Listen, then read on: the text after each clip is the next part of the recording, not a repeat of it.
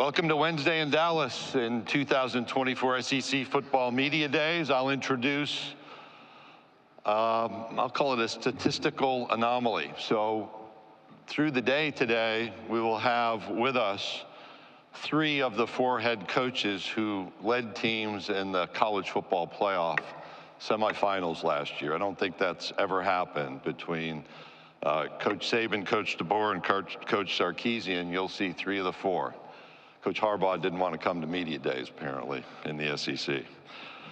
Kalen DeBoer is entering his first season as the head coach at the University of Alabama. In his 9 seasons as a head coach, he has an overall record of 104 victories and 12 losses, which includes a 25-3 record with Washington and 3 NAIA national championships at Sioux Falls. He and I share a common experience, having played under the NAIA banner during our collegiate environments. He much more successful than I. He's a 1998 graduate at Sioux Falls with a degree in secondary education, record-setting football and baseball student athlete, so 2 sports. Caught 234 passes for 3,400 yards and 33 touchdowns, and played on the 96 Division II NAIA National Championship team. His baseball stats, since it's Major League Baseball All-Star Week here in Dallas as well, included a batting average of .520, which remains a school record when he was a senior in 1998. In our backstage conversation, he's just headed here from a couple days watching his oldest daughter wrap up her summer softball club career. Maybe another opportunity to do that before the season concludes. So welcome to the podium, the head coach of the University of Alabama, Kalen DeBoer.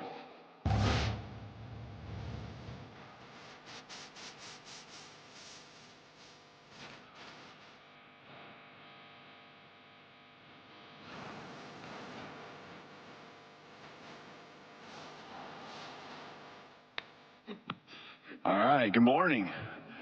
And it's great to see all you and be here at SEC Media Days. Thank you, Commissioner, for the introduction. Appreciate all your leadership. That's probably the first thing I would say is just in 6 quick months, I've had a chance to get a taste of the SEC, and whether it's Commissioner Sankey or all the coaches that are part of our great football conference. It's just been awesome.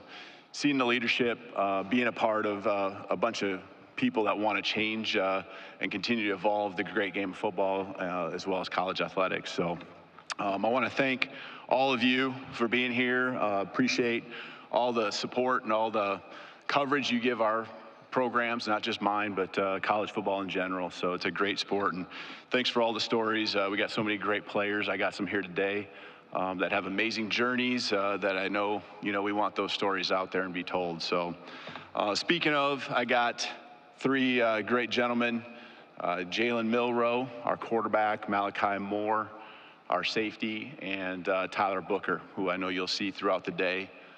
These guys have just been special from the beginning.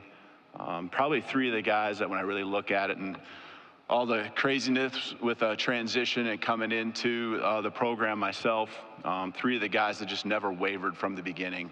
And they just really believed in themselves. They believed in the program. They believed in our coaching staff as we continued to present and make the hires. But they just really have stayed steady. And because of their leadership, I feel, the culture's continued to grow. And we had a great winter, great spring, and really looking forward to the season that lies ahead. It's been 6 months, 6 months in Tuscaloosa. It's been extremely welcoming to come into the community. Of course, I love their football and athletics and as a whole. And just being welcomed, my family and I, it's been special. It's made the transition easy for myself. And then also, I just want to say that, in the transition, I can't thank our president, Dr. Bell, as well as our AD, Greg Byrne, enough for just their support and everything that they've done to help, acclimate me and our staff and just do the things that we need to do to hit the ground running. It takes a village, and Greg did a great job hiring an athletic department full of staff, whether it's administrative or other head coaches, who've just been a pleasure to come to the work, in the department and bring the energy. I was fortunate enough to pretty much show up and within a month or so get a chance to support Nate Oates and our basketball team making a Final Four run, and not long after that, our softball team making a trip to the College World Series, Women's College World Series, and other great, teams, and the department as a whole is in such a great place because of Greg's leadership. When it comes to just our staff, I couldn't be more proud of just how far we've come just in a short amount of time. The belief and trust in our team starts with these guys, and it's not just the on-the-field staff, it's the off-the-field staff. And meshing a staff where we retained many that were super critical, whether it's strength and conditioning with David Ballou, our training staff with Jeff Allen, and other departments as well. The meshing of our staff with those that we retained and those that I brought in with me. It's been awesome, feeling the energy, feeling the excitement. Every day I walk in the building, it's such a pleasure to go to work with these people. They're beyond motivated. They're driven to be great, driven to uphold the great standard of Alabama football. We have a lot of work ahead, and I know when it comes to our team, we had a great spring. I think they felt that as well. We were able to retain pretty much the entire roster. We did lose 2 guys to the portal, but overall, between the winter and the spring, we've picked up 14 and guys that I think, they don't just add depth to our program, they come in and make a difference, and they add to the guys that have continued to develop and grow within our program. Looking forward to hitting the field 2 weeks from today at this very time. We'll be in practice, which is exciting. I love being on the grass with the guys. Love being out there working with them. It's what it's all about. It's why we do what we do as coaches, and really looking forward to that. So. They understand that there was a gap that needed to be closed early on. And I say that because anytime you institute and you're incorporating new strategies, whether it's offensively, defensively, special teams, along with just getting to know and building new relationships, there's a gap that you have to close because the programs that are continue to hit the ground running, continuing to kind of add to what they've done in the past because of their familiarity. They're in a place, and now I think we've closed that gap, and now the whole thing is focusing on separating ourselves. And this summer, just the focus, the commitment. I think if you asked our guys what they appreciate about each other right now is that they come in with a competitive mindset every single day, and I can see it. They have high goals and aspirations, but the actions support those goals that they each have. So they do it on the field, they do it off the field. I think they're just well-rounded team, a group of guys, academically, even in the spring, a 3.2 GPA. We had over 85. We had 85 of the 123 guys on our team have a 3.0 or higher. It just goes to show the focus and what type of people and players we have in our program. We return, I guess it depends on how you look at it, 5 starters on offense, 5 starters on defense, a couple specialists, and, those guys are going to be certainly counted on. I think, we've brought in some players to help add to, again, not just the depth, but also to build and have an elite level of starters on the football field for us when August 31st comes around. I think their mindset of just going 1-0 and winning the day is something that I preach to them, and they've taken on that challenge. They show up, put in the extra work. They try to, they understand that everyone's doing the same things. You just got to do it better and do it more often than those that we're going to be competing against throughout the season. Before I open up for questions, I do just want to say, I know I haven't seen Coach around here, but I do want to, first of all, congratulate Coach. I thought it was really cool winning the ESPY the other night, and got a chance to finally, it seemed like every time I got a chance to see the speech, it was just a little blurb. Got to see the whole thing, and just like always, there's something that we've always taken from those speeches, well-deserved with that honor. And then personally, and from, I think on behalf of everyone with Alabama football and the University of Alabama, we appreciate everything Coach has done to make this foundation strong to where we can continue to build on it, continue to help those that are supportive of our program proud, and just appreciate all those years and hard work that's been put into this. And so with that, I'll open it up for questions. Thank you, Coach. If you have a question, please raise your hand. We'll bring a microphone to you, Grant, Kylie, or Edley. Please state your name and affiliation if you have a question. We're going to start right here in the center, Grant, right here in the center, just right center section. Coach DeBoer, Emily Grace McWhorter from The Next Round. Throughout this week, other SEC quarterbacks have had a chance to talk about your quarterback in Jalen Milroe. And the consensus has been he's just a great guy on and off the field, and he has a great smile. For you, how does that impact you coaching this offense and this team to have someone that translates so well in the locker room? Well, I think that's something that you see with Jalen, right, is what he is, and I can just look back last week, a moment with our team, and not to get into the details, but him standing up and speaking out, and, positive, but also accountability. And that mix of everything that great leaders do, and building up their teammates, but also just reminding them of what it's going to take for us to reach the goals that we have. He does a great job of balancing that. I think he's grown in a lot of ways when it comes in that area. But then obviously we got to talk about what he does on the football field, and he's got a skill set that is special. He can. With his arm, make you pay, and he can make the throws. And I think he's continued to grow in that area, building confidence in himself, just tirelessly working with the receiving core, actually all the skill players to just, be on the same page. I think he's continued to expand on his game with the different throws he can make. Down the field, he's been strong. A year ago, he was one of the best in the country with downfield throws. I think he's continued to work on those higher percentage throws that you need to have to move the chains and all of that. But he dives into it, and there's no one that's going to beat him into the football facility from a player's vantage point. He's there 4:30, 5 o'clock for sure, every single day. And I know there's guys that have tried to beat him into the facility and they can't. But when he's there, it isn't just punching in the clock. He's done a great job, being efficient, doing everything he can, whether it's mentally, physically, to be ready for this fall. Coach, we're going to go over to our right-hand side. Over to the right. Over here.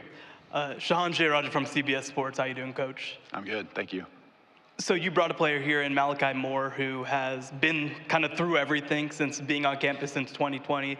How do you benefit from having this group of leaders that have been at Alabama, and how do you integrate some of the guys, for example, that you brought from Washington who know what you do?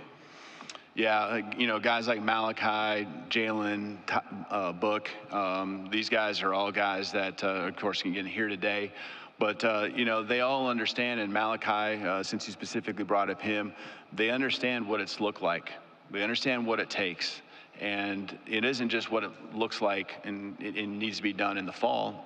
This is the time where you build your team. And that work that they're putting in each and every day, a guy like Malachi is front and center. And I guess, I just think about, Malachi and very similar to Jalen. They love the game. They love the work that is associated with the game. And he brings a smile to it. He's determined. He's a beast on the football field, and he'll hit you with everything he's got. And he's helping grow a secondary around him that's got some youth.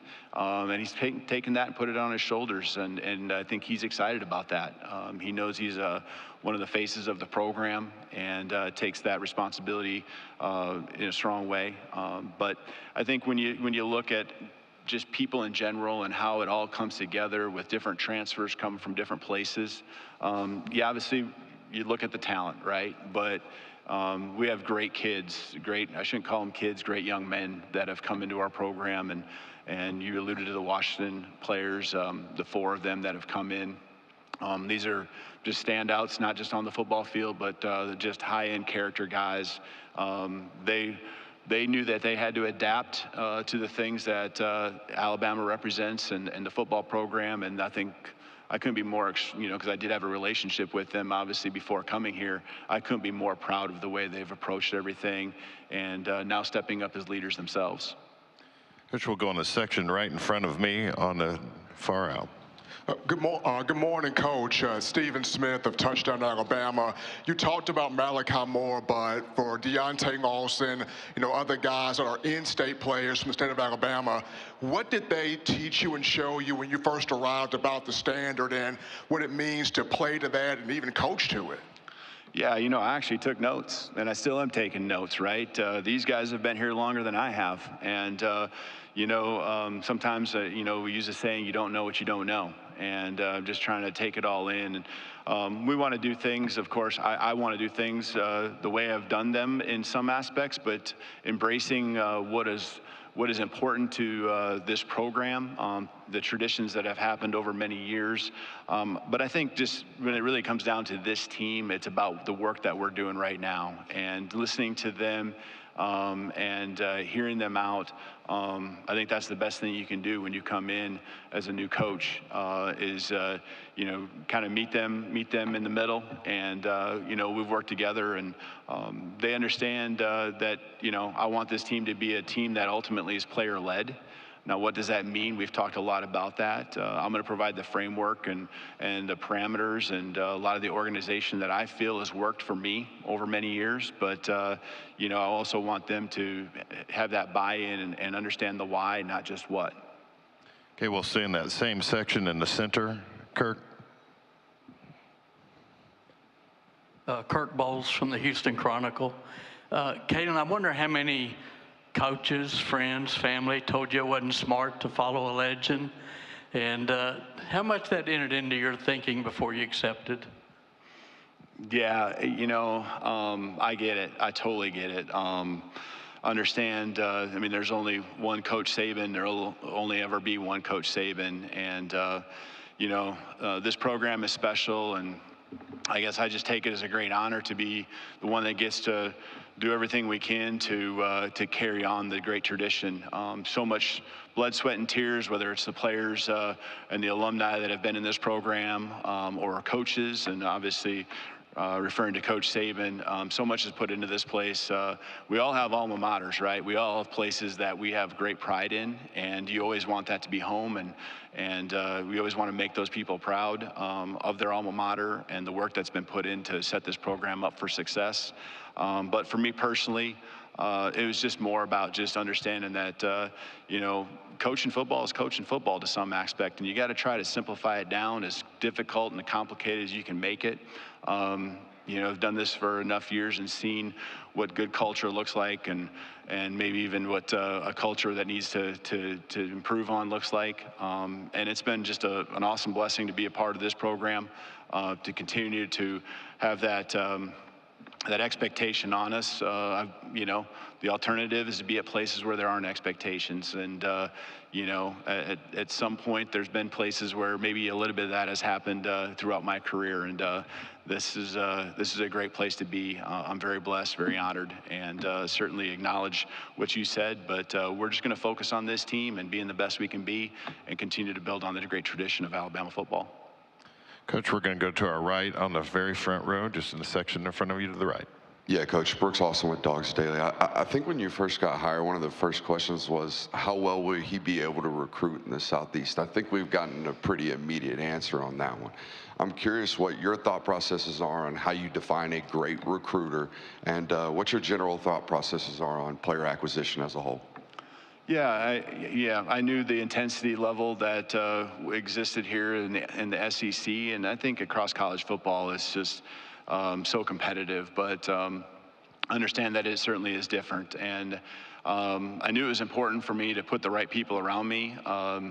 as much as I can preach relationships and getting to know guys and feel like, there's a way that I can get guys to feel that this is a program they want to be a part of. I understand that there's got to be familiarity with the region. There's got to be some familiarity with coaches to be able to get started and get off to a fast jump there, especially in these early months, because you're behind when you come in and it's the middle of January and you haven't even put a staff together, and all of a sudden it's the end of January and you got a week or two to hit the road. And this is the last time you can be on the road other than a little time in May, and by that time the official visits are all set up for June.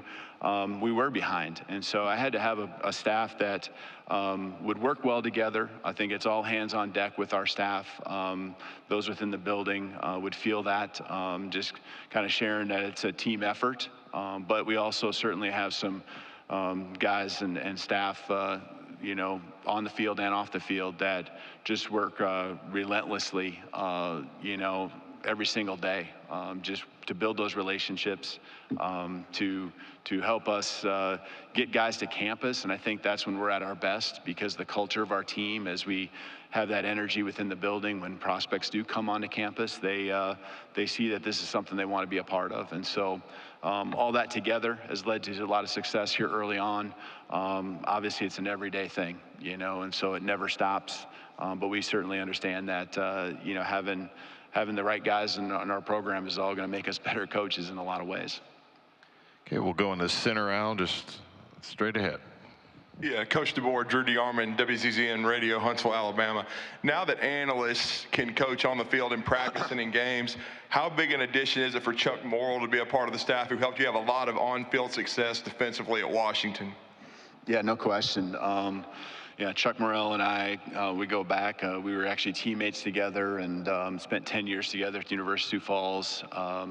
He was the defense coordinator. I was the offensive coordinator starting out. Our relationship, when it comes to just how close we are, just the trust we have in each other.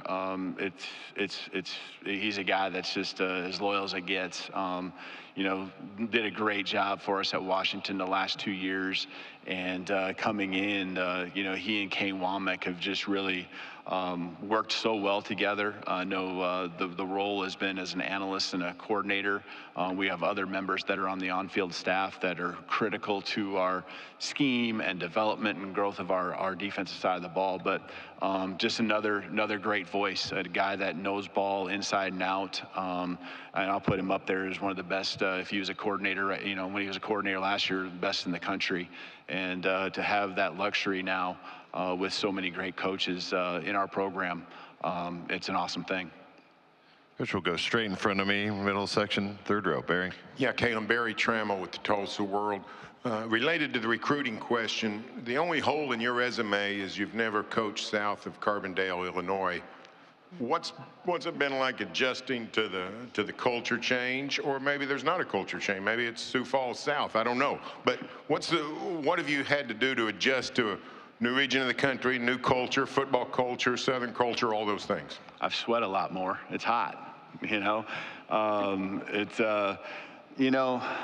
I think first of all and foremost, I think people are always what make places, right? And I've lived in a lot of different places around the country, from the Northwest to over by Detroit, and the Midwest and South Dakota to Fresno, California, and obviously Carbondale, and now here in Tuscaloosa. And I think people are always what make the place. And there are just so many great people in Tuscaloosa, and obviously they're passionate about their football. It's really made this transition smooth and enjoyable. It probably is, close to being the place that reminds me the most of, honestly, being back in South Dakota. Just the people, not necessarily, somewhat, I guess, just the geography. There's no coastline, I guess, down up in South Dakota, but there's a lot of just great things that are similar to what feels like home. We'll go over to our far right, over to the right in the front row.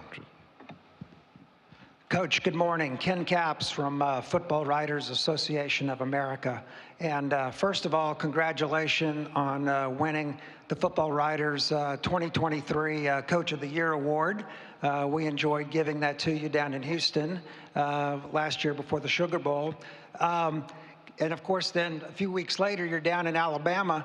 In the last 6 months, what has surprised you about going to Alabama and Tuscaloosa, and anything that you didn't anticipate that you've seen since you've been down there? You know, I think I should never be surprised at the things that great programs do and have, and the culture that exists. But what really has been awesome to see, and again, this isn't necessarily a surprise, but it's been awesome just to see our guys be completely 100% focused on the main things, and their chemistry and their trust and belief is one thing, but I think, and the accountability as well, but I think that the way they respect each other, you know, you could see it in spring ball.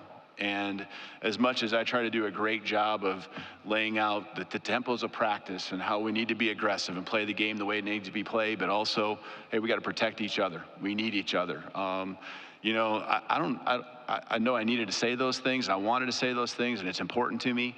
But I think they understood that. And that's, again, a credit to Coach Saban and everyone that's coached in the program before, and the culture that existed even before I got here. But these guys, they know they need each other to reach the goals that we have as a program.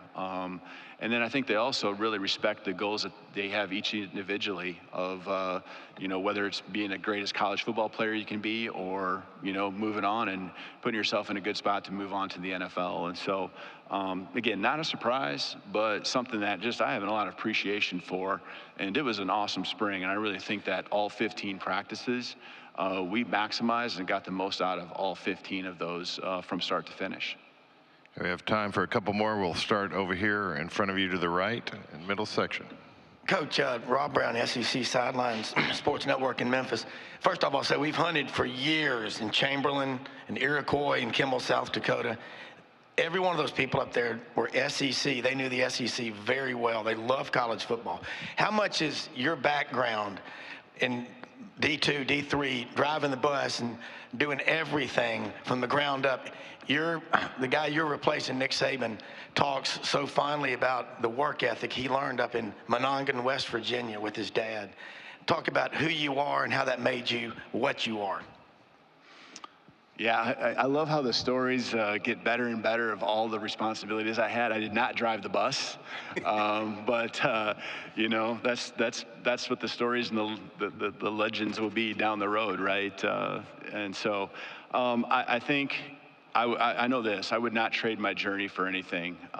It gives me an appreciation for where I'm at. It gives me an appreciation for the people I have around me and all the jobs that they have, because you know, there was a time where you weren't driving I wasn't driving the bus, but I was, you know, working with equipment and doing things in the locker room, you know, pretty much a GA, an offensive coordinator, and a head coach all at the same time. And so I think there's again, just an appreciation I have for everyone when you have the support systems that you have at this level. You know, and I understand their roles and how important and valuable they are in making them feel a part of it. And, you know, it allows me to really focus on the things I really love to do, and that's build these relationships with these guys and you know, dive into the football and coach these guys up and help them be the best they can be. And there's just a little bit more in those areas that I get to focus on. So yeah, it's a work ethic related thing as well, but it's an appreciation piece as much as anything.